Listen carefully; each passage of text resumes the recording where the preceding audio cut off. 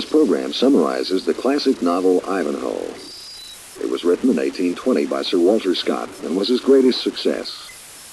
Scott was born in Edinburgh, Scotland in 1771. His death in 1832 is considered by many literary historians to mark the end of the Romantic Age in English literature.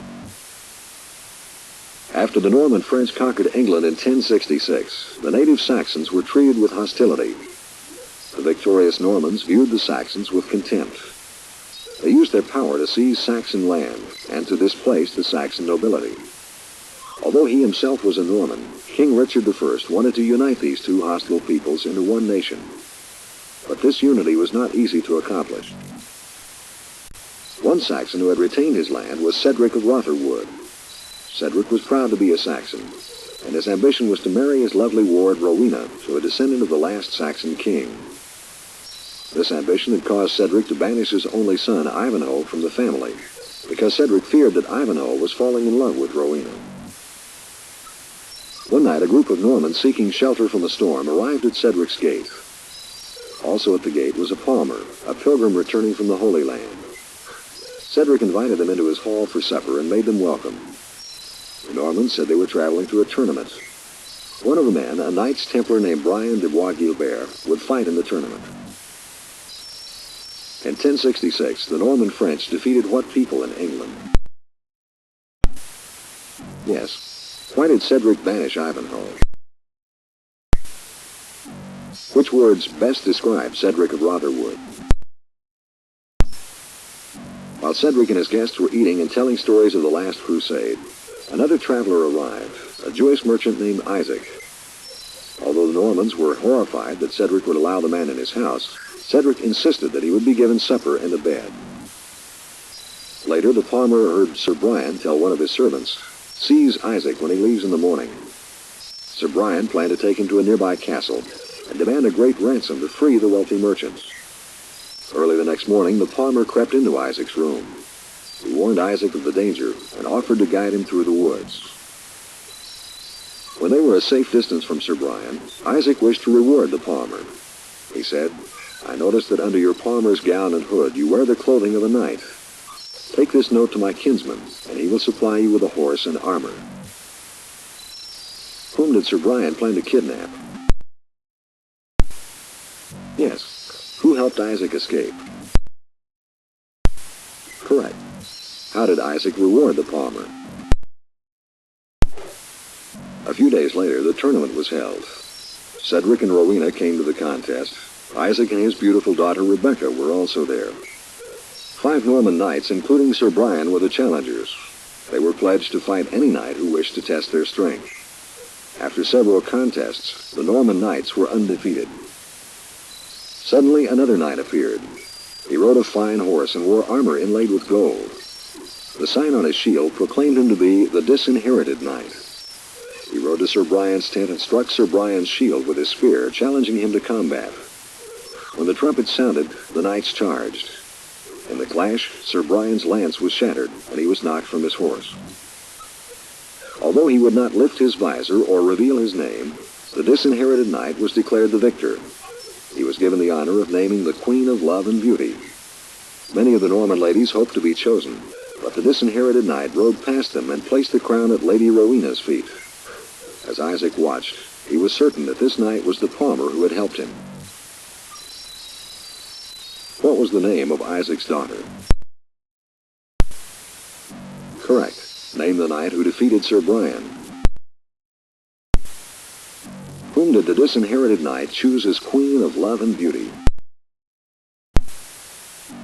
During the second day of the tournament, many knights wanted to prove their courage by challenging the Disinherited Knight. Fighting at his side was a knight who wore black armor and rode a black horse. They were victorious, and the Disinherited Knight was again named the champion. As the knight knelt before Rowena to receive the wreath of victory, the attendants removed his helmet. When she saw his face, Rowena cried out in surprise, "Ivanhoe!" As she placed the wreath on his head, Ivanhoe slumped to the ground. The attendants quickly loosened his armor and discovered he had been wounded. But Cedric would not acknowledge his son, and he forced Rowena to leave the tournament. Isaac and Rebecca also saw Ivanhoe fall, however, and Rebecca would not leave the wounded knight. She ordered him placed in her litter and took him away so she could care for him. Who helped the disinherited knight during the second day of the tournament? Right. Who was the disinherited knight? Which words do you believe describe Rebecca best? While Rowena reigned as queen, her beauty greatly impressed Maurice de Bracy, a Norman nobleman.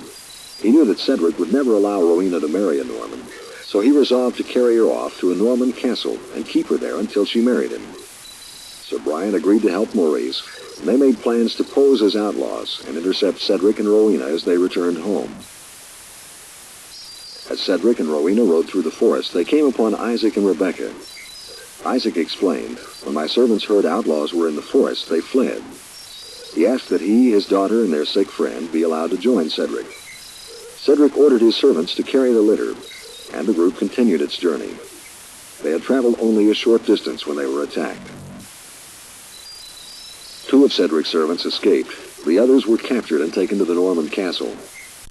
As Cedric's servants ran through the forest, they were stopped by an archer wearing forest green. He said, "I will help rescue your master," and blew a horn to call his men. Cedric's servants had heard of a forest outlaw named Robin Hood, and they were certain that the archer was Robin Hood himself. At the castle, the prisoners were locked in separate rooms. Sir Maurice knew Rowena loved Ivanhoe, and he told her that Ivanhoe was the sick person in the litter. He then threatened, "Become my bride, or Ivanhoe dies." Meanwhile, Sir Brian had decided that Rebecca would be his prize. But in defiance, Rebecca said, "Do not come nearer, or I will jump from this tower." Sir Brian, struck by her beauty and courage, swore he would not harm her. He hoped she would come to love him. Isaac was placed in a dungeon and threatened with torture and death unless he paid 1,000 pounds of silver.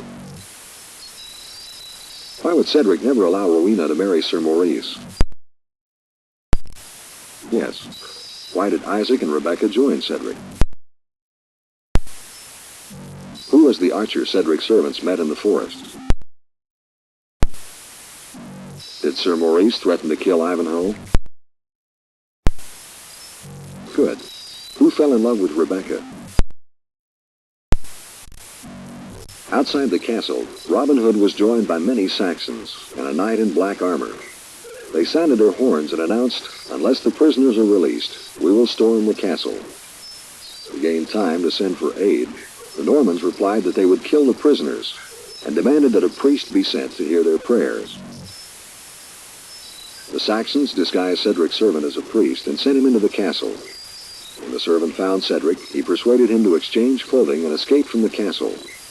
As Cedric was leaving, dressed in the priest's cassock, he was stopped by an old woman. "I am a Saxon, and I will help you," she said. "This was my father's castle before the Normans took it." She told Cedric, "Press the attack when you see a red flag." When Cedric joined the Saxons, the attack began.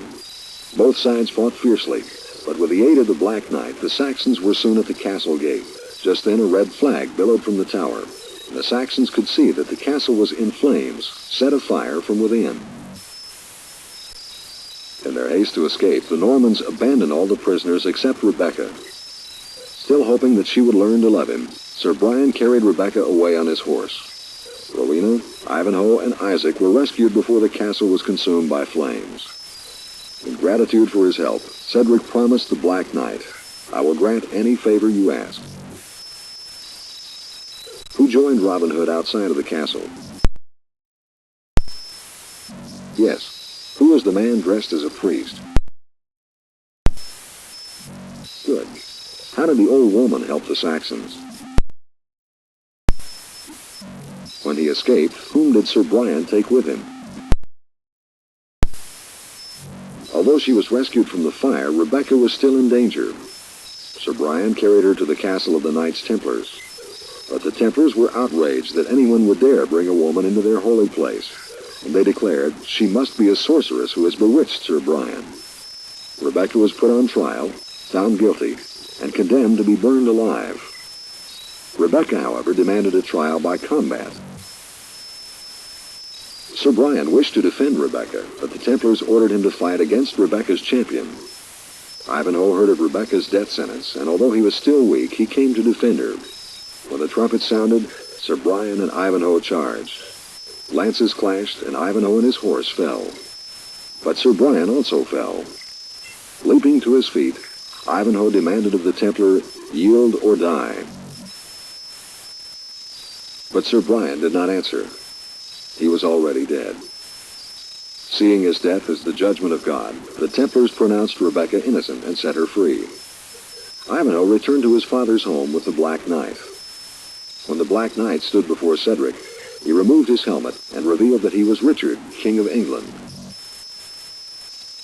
"For my favor," Richard said, "I ask that you forgive Ivanhoe and accept him again as your son." Cedric welcomed Ivanhoe back, and since he knew that Ivanhoe and Rowena loved each other, he gave them his blessing to marry. Their wedding was attended by both Normans and Saxons, a sign of the peace and harmony that would someday exist between the two peoples. What is the main conflict in Ivanhoe? Yes, who defended Rebecca against the Templars' charge? Correct. Who was the Black Knight?